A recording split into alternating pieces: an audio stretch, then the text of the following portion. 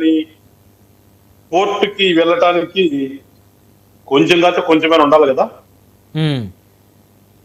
ఇప్పుడు దాకా వాళ్ళు మాట్లాడి మా నాయకుడు సింహం, మా నాయకుడు పులి సింగల్ గా వస్తాడు, ఇది కదా వాళ్ళు మాట్లాడే మాటలు. సింహానికి భయం ఏంటండి? సింహంకు ప్రాణహాని ఉంటుందా?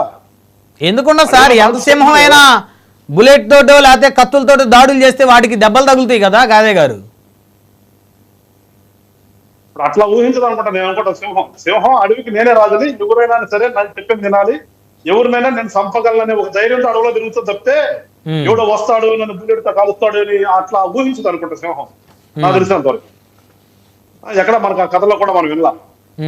సో వీళ్ళు ఇలాంటి మాటలు మాట్లాడే వీళ్ళు అన్నొస్తాడు చూసాం కదా. ఇప్పుడు ఒక వారం రోజుల క్రితం నుంచి జరుగుతున్న ఈ డిబేట్ లో పోస్టర్లు అన్ని మీకు తెలుసు. అన్నొస్తాడు, రఫ్ ఆడిస్తాం. మళ్ళా వచ్చేది 2.0 జగన్ సర్కారు, ఒక్కొక్కరిని వేటపోతుల్లాగా నరుకుతాం. వాళ్ళ భాష అదే కదా, మాటలు వాళ్ళు రాసిందంత అదే కదా. అన్నొస్తాడు, ఎవరు వాళ్ళ తాత పేరు రాజారెడ్డి గారు రాజ్యాంగం తీసుకొస్తాను. మరి వీళ్ళకి ప్రాణహాని ఏంటి? వీడు భయపడుతున్నాడండి.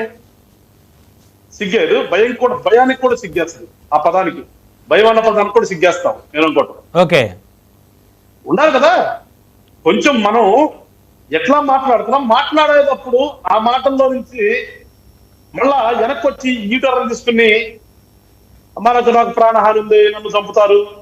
ఎందుకు చంపుతారండి? ఒక రాజకీయ నాయకుడు ఎవరైనా చంపుతారా? ఎందుకు ఎంతమంది రాజకీయ నాయకులను చంపలేదండి? చనిపోలేదు. వంగవీటి మోహన్ రంగ గారిని అతి దారుణంగా ఆయన నిరాహారదీక్ష శిబిరంలో హత్య చేయలేదా? పరిటాల రవి గారిని అతి దారుణంగా కాల్చి చంపలేదా? ఎంతమంది రాజకీయ నాయకులను ఆంధ్రప్రదేశ్లో చంపలేదండి? దానికి మనం చెప్పుకుంటే మళ్ళీ వేరే అంశాలు కూడా చెప్పుకోవాలి, రీజన్స్ కూడా చెప్పుకోవాలి. కొన్ని మీరు చెప్పిన ఉదాహరణకి కొన్ని ఉన్నాయి కదా. అది ప్రతి ఒక్కరికి తెలిసింది, మీకు తెలుసు, నాకు తెలుసు, చర్చలో ఉన్న వాళ్ళకి తెలుసు, రాష్ట్ర ప్రజలకి తెలుసు కదా. కొన్ని కారణాలు ఉన్నాయి కదా. ఇవాళ మేము ప్రజలు మెచ్చిన నాయకుడు, జనం మెచ్చిన నాయకుడు అంటారు కదా, అన్నప్పుడు ఎందుకు భయపడుతున్నాను ఏంటండి? ఎంత జనం మెచ్చిన నాయకుడైనా ప్రత్యర్థులు ఉంటారు కదా సార్. ప్రత్యర్థులకి ఏమి జనం మెచ్చేదే ఉంటది ప్రతిపక్ష పార్టీలకి. ఎంతకాలం కాపలా వస్తారు మీకు? ఎంతకాలం కాపలా గాయాలి మీకు? అంటే ఇప్పుడే మీరు పెట్టిన పాయింట్స్ లో చూసారు, 900 మంది పోలీసులు సెక్యూరిటీ కావాలా మీకు? ఎట్లా ఇస్తారు? ఏమి నాకు కాసేపు మాట్లాడతాను, నేను ఒక పౌరుడిగా మాట్లాడతాను, కాసేపు పార్టీ పక్కన పెడతాను, పౌరుడిగా మాట్లాడతాను. నాకు ఆయనకున్న తేడా ఏంటి? ఆయన మాజీ ముఖ్యమంత్రి అండి. అయితే పదవిలో ఉన్నప్పుడు ఇచ్చారు కదండి. పదవిలో ఉన్నప్పుడు ఇచ్చి, పదవి అయిపోయిన తర్వాత ఇచ్చి, మీరు చనిపోయే వరకు కూడా మీకు భద్రత కల్పించాలి. అంటే ఒక పౌరుడికిను ఒక రాజకీయ నాయకుడు అని చెప్పుకునేవాడికి అంత తేడా ఉంటుందా? అది కూడా చర్చిద్దాం. అంటే నేను మాట్లాడిన అసందర్భం అని మీకు అనిపించవచ్చు, లేకపోతే నేను కరెక్ట్ గా మాట్లాడుతాను మీకు అనిపించవచ్చేమో. నేను ఒక పౌరుడు అంతరంటే పౌరుడు కాసేపు మాట్లాడుతూ చర్చిద్దాం. ఒక రాజకీయ నాయకుడు ఎవరైనా కదా, జగన్మోహన్ రెడ్డి గారి అంటున్నా, నేను ఎవరినైనా తీసుకున్నాం కాసేపు ఓవరాల్ చర్చ మాట్లాడదాం. ఇది వచ్చినప్పుడు చర్చ పెట్టాలి. దీనికి ప్రతిదానికి వచ్చిన రాజకీయము, మా నాయకుడు నాకు సంబంధించినాడు, మీ నాయకుడు నీకు కాదు. కొన్ని ఎట్లా జరగాలి, పబ్లిక్ కోసం కూడా జరగాలి. అంటే ఒకసారి ఒక రాజకీయ నాయకుడిగా అవతారం ఇచ్చిన తర్వాత ఒకసారి గెలిచి ఒక పదవి చేస్తే జీవిత కాలం మీకు మీ ఇంటి చుట్టూ ఒక 500 మంది కార్యక్రమం పెట్టి కాపాడాలా? ఇది ప్రజాస్వామ్యమా? ఇప్పుడు ఎక్కడ రాస్తారా? ఇప్పుడు కాదు గాదే గారు, 1985 ఆ ప్రాంతంలో ఒక నెల రోజుల పాటు నాదెండ్ల భాస్కరరావు గారు ముఖ్యమంత్రిగా పనిచేశారు. ఈ రోజుకి కూడా నాదెండ్ల భాస్కరరావు గారికి గన్మెన్లు ఉన్నారు, ఈ రోజుకు ఉన్నారు. ఆయన వయసు దాదాపు 90 సంవత్సరాలు. ఆయన ఎవరికి కూడా శత్రువు కాదు, అజాశత్రువు అందరికీ.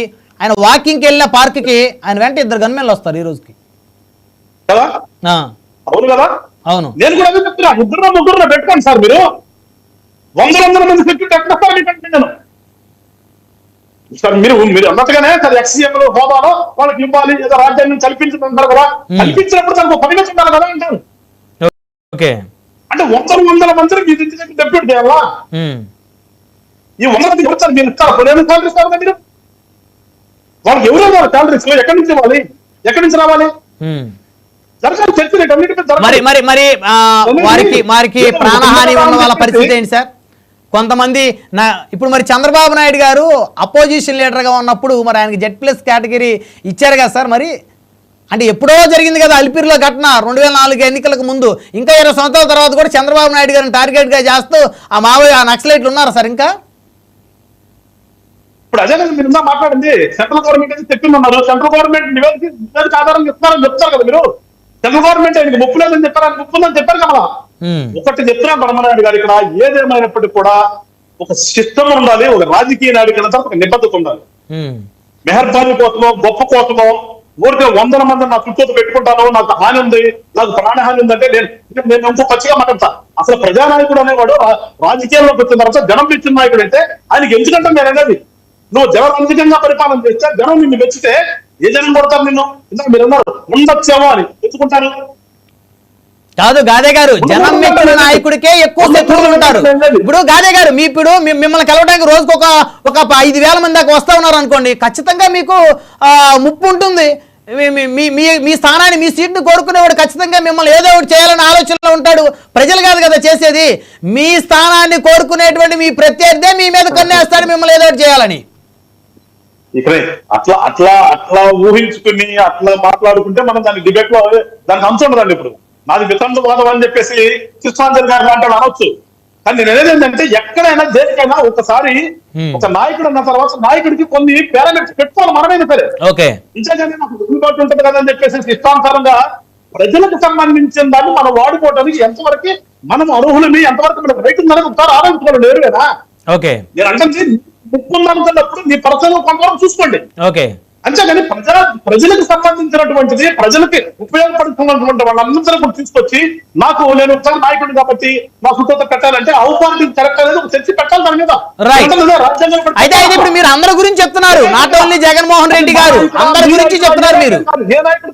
ఓకే ఓకే ఓకే ఇప్పుడు ఈ క్లారిటీ ఉంటే సరిపోద్దు, మరి తర్వాత డిస్కస్ చేద్దాం. ఇప్పుడు మళ్ళీ వస్తాను.